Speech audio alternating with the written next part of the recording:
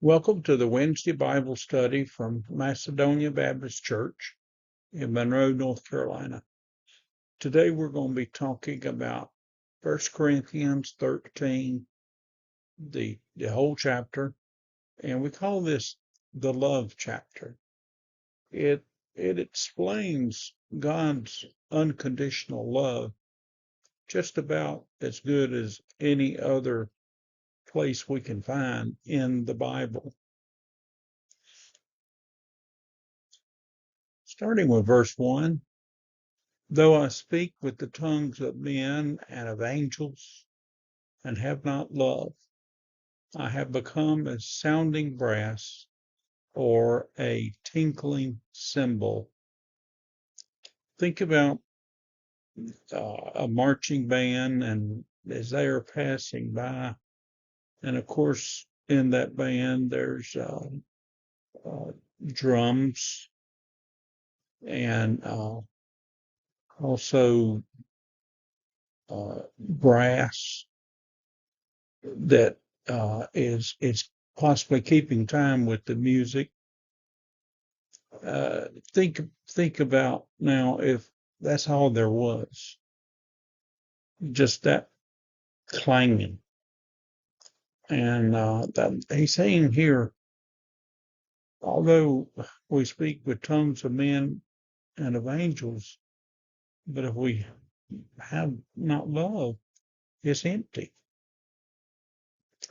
Verse 2, and though I have prophecies and understand all mysteries and all knowledge, and though I have all faith, so as to move mountains, and do not have love, I am nothing. Now, I'm sure a lot of people disagree with this, but this is what the Lord says.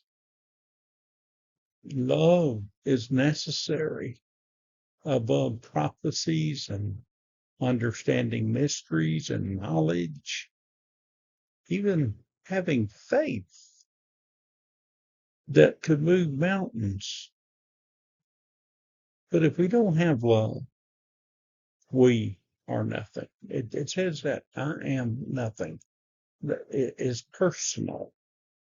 I am nothing. And verse 3, and though I give all my goods to feed the poor, and though I deliver my body to be burned, and have not love, I am profited nothing. Though I give all my goods to feed the poor, which is a good thing, but that alone is not enough.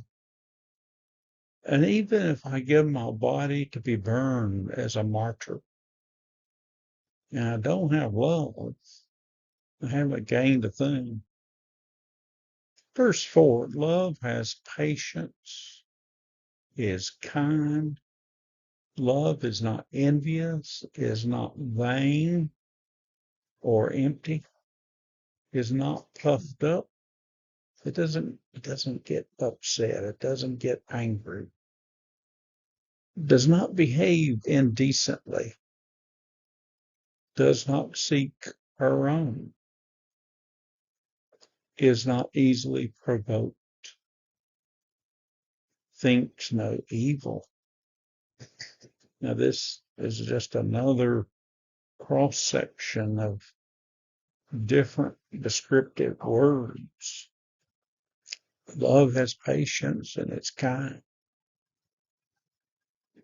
But it's not envious, it's not vain, it's not puffed up, does not behave indecently, is not selfish, does not seek her own, is not easily provoked, or thinks no evil. Love does not rejoice.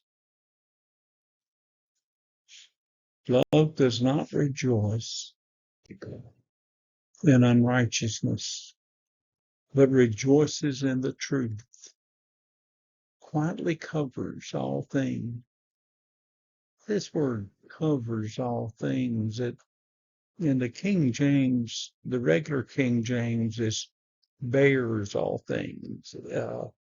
The Greek word here, covers, is like covering a roof, putting on a roof, bears all things, believes all things, hopes all things, endures all things. Love never fails. But if there are prophecies, they will be abolished. If tongues, they shall cease. If knowledge, it will be abolished. For we know in part, and we prophesy in part. But when the perfect thing comes, then that which is in part will be caused to cease. So love is all putting us on the road to perfection. Paul says in verse 11, when I was an infant, I spoke as an infant. I thought as an infant. I reasoned as an infant. But when I became a man, I did away with the things of an infant. In other words, I did away with childish things. For now we see in a mirror dimly, but then face to face. Now I know in part,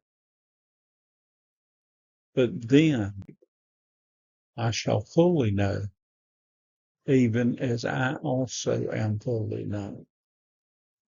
In other words, right now in this world, we know just certain parts of the information that God has given us. We don't see the whole picture. It's like we're looking in a mirror that's clouded.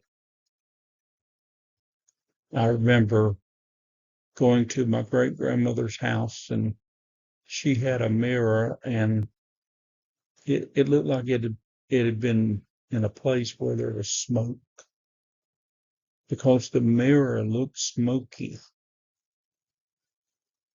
And you could see your image, but it was not very clear. That's what this is talking about. But one day, we're going to know all things. Verse 13, and now faith, hope, love, these three remain. Faith. Faith is believing that God's going to do something. Hope is knowing through faith that in the future is coming. And then there's love. Unconditional love. That's the word here. Agape. Unconditional love. So these three remain. But Paul finishes this with, but the greatest of these is love.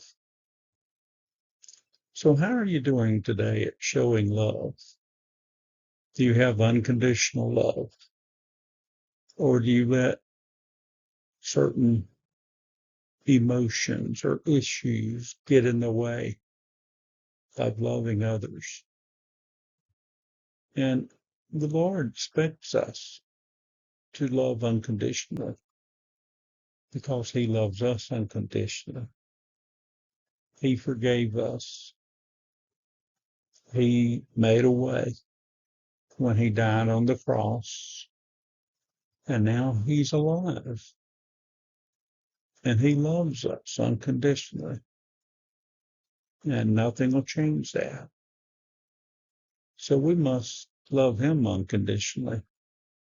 Also, we must love our fellow man unconditionally. So let this kind of sink in. Meditate on it for a while.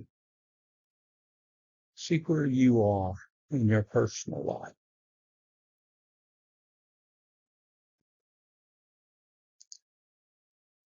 Macedonia Sunday School's at 9 a.m. and our worship is at 10 a.m.